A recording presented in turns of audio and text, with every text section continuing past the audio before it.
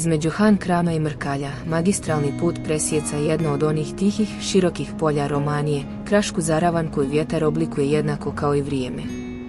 Ovdje se pejzaž otvara u široke pašnjake, uvale i blage valove zemlje, tipične za podromaniju. Na prvi pogled izgleda pusto, ali ovo je prostor koji nosi staru logiku života, sezonske ispaše, prolazne karavane, putnike koji su vijekovima ovuda prolazili prema istoku i s istoka ka zapadu. Danas, dok cesta presjeca ovu zaravan, osjeća se ona posebna tišina koju samo visoke planinske visoravni imaju, tišina koja podsjeća da je ovdje priroda uvijek bila jača od čovjeka. Ovo polje, bez imena na karti, ipak je dio identiteta Romanije, skromno, široko, vjetrovito i duboko ukorijenjeno u krajolik koji se pamti po osjećaju, a ne po nazivu.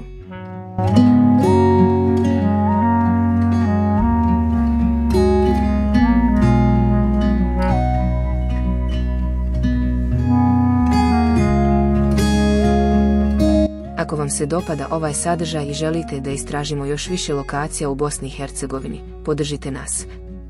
Lajkujte ovaj video, ostavite komentar i pretplatite se besplatno na kanal, to nam pomaže da pravimo još bolje priče za vas. Ne zaboravite da kliknete na zvonce kako biste prvi saznali kad objavimo novi video. Hvala vam na podršci i uživajte u nastavku videa.